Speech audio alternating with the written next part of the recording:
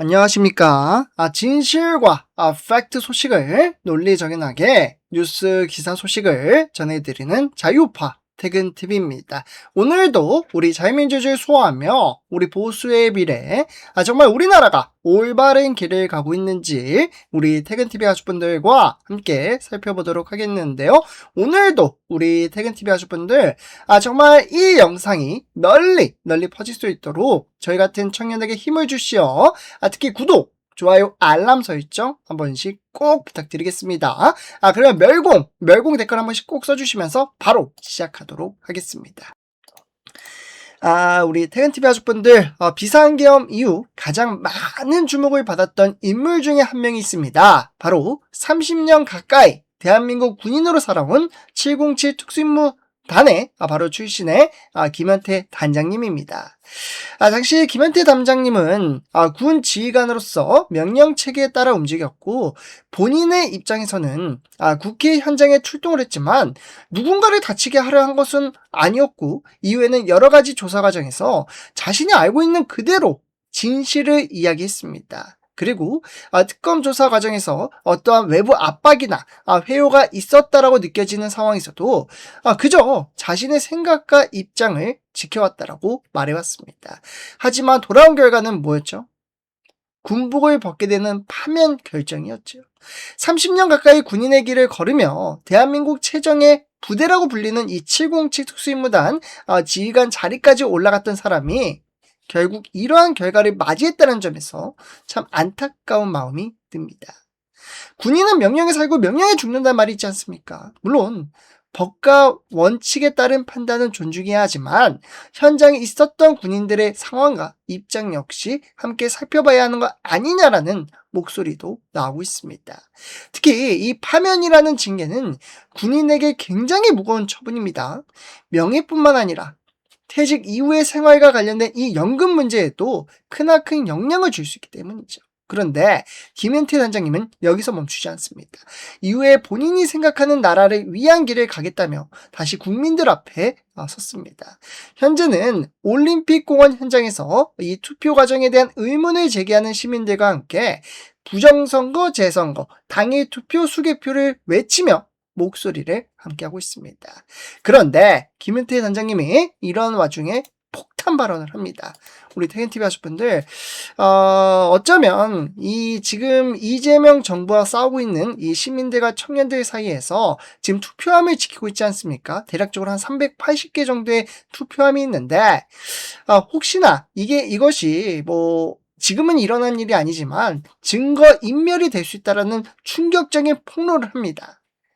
그것이 과연 가능한지는 시간이 지나가 보면 결과론적으로 나오겠지만 정말 이런 상황을 미리 대비하는 것도 나쁘지 않겠다라는 생각이 들어서 우리 퇴근TV 가족분들과 함께 영상을 공유해 드리도록 하겠습니다.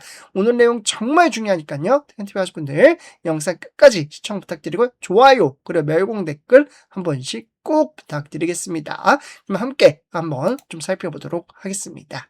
지난번에 용접하고도 지금 시침되고 있는 그런 부분도 있고, 안에 이제 증거가 있잖아요.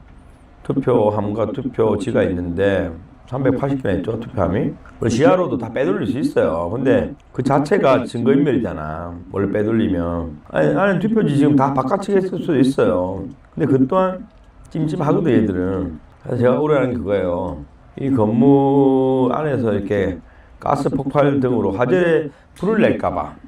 왜냐면 여러분 알고 계시죠? 며칠에 일주일 됐나? 출입물 용접을 안에서 했다는 거. 그 말은 뭐예요? 안에서 사람이 왔다 갔다 할 수 있다는 거잖아, 우리가 모르는 통로를 위해서. 그리고 용접은 왜 하겠어요? 여러 가지 이유가 있는데, 제가 이제 극단적으로 심하면 이 큰 건물은 불을 질러가지고 불이 나지 않아요. 이 정도 사이즈면 이제 가스를 틀어서 가스 폭파 사고로 불을 내지 않으면 우리가 생각한 만큼 화재가 나지 않아요. 그러면 가스 폭파밖에 없는데, 그러면 가스를 틀어놓고 한참을 이제 가스가 꽉 차게 해야 되거든요. 가스를 틀어놓고 바로 불 붙인다고 해서 이 큰 건물이 터지거나 불이 나지 않는다는 거지. 그러려면 가스가 이제 안 새어나가야 될 거 아니야. 가스가 새어나가게 하면 사람들이 의심할 거 아니에요. 그래서 가스 냄새 난다 하고 신고할 거 아니에요. 그래서 그 가스가 밖으로 나가는 막기 위해서 용접하는 게 아닌가 하는 또 생각이 들더라고요. 오늘 6호선 또 가스 유출하고 있었어요. 근데 제가 우려하는 건 누출 정도가 아니에요. 가스 폭발 사고야. 원래 안기를 간절히 바라지만 이재명이라 불안하네. 저는 나름대로 대테러 분야에 오래 근무를 해서 테러범 입장에서 생각을 좀 많이 하는 편이거든요. 제가 이재명이고 제가 이거를 뭔가 해결해야 되는 극단적인 뭔가 고민한다면 뭐 증거도 인멸해야 되고 해산도 시켜야 되고 뭐 그런 차원에서는 뭐 저는 그 가능하다고 봐요. 근데 이거 전제는 그거죠. 시민의 안전을 고려하지 않는 거. 그래서 여기 좀 무리수가 있는 거죠. 나중에 모든 진실은 나오게 돼 있잖아요. 그때 책임을 이제 피할 수 없으니까 그 부분에 대해서 아마 지시를 받더라도 서울경찰청장이나 소방청장 직무대행이 고민하겠죠.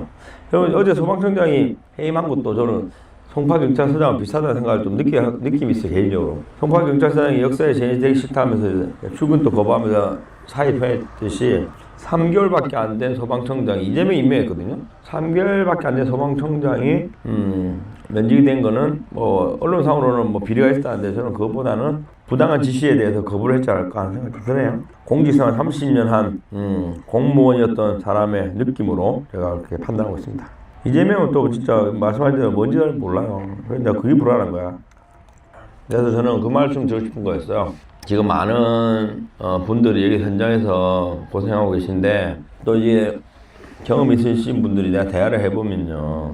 과거를 많이 이제 빗대면서 얘기하시는 거예요. 우리가 역사적으로 봤을 때 4.19라든지 6.10 투쟁이라든지 보면 결국은 어느 희생이 있었거든요. 그 희생자를 희생을 가지고 희생자의 희생을 가지고 어떤 국민의 분노를 이용해서 이렇게 혁명이라는 걸 이뤄내는 역사가 있는데 그걸 생각하는 거야. 그러다 보니까 이렇게 좀 강제 시합도 나쁘지 않다. 뭐 그 다음에 싸워가지고 끝까지 막아라. 그래서 끝까지 막아라 설치는 사람들은 약간 마음속에 그게 있을 것 같아. 그러면 투쟁해야 된다. 그래서 싸워야 된다. 그리고 몇 명 뭐 다치고 해야 뭐 이길 수 있다. 뭐 이런 생각을 좀 가지고 있는 것 같은데 저는 사실 반대입니다. 저희가 이제 뭐 예를 들면 재판할 때 판례라는 게 있잖아. 판례가 없어도 돼요.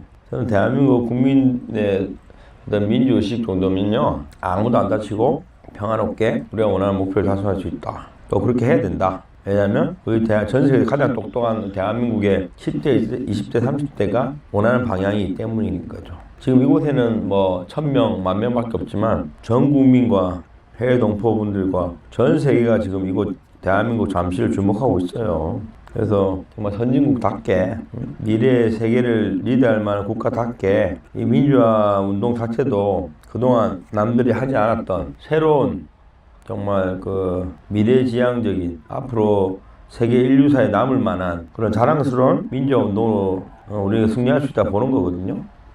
저는 그렇게 생각하는 거죠. 전 세계에 그런 사례가 없죠. 그러니까 사람들이 불안해한 거야. 아무도 가지 않은 길을 가려고 하다 보니까 불안해하는 건데 저는 여러 가지 경험 통해서 확신하고 있습니다. 길이 없다면 길을 만들어 간다는 심정으로 신념만 있다고 하면 새로운 길을 만들어 갈 수 있다.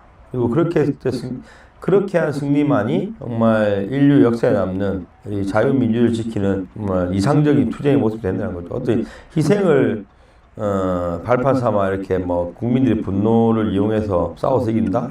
이거는 저는 뭐 지금 시대에 맞지 않다 그렇게 생각합니다.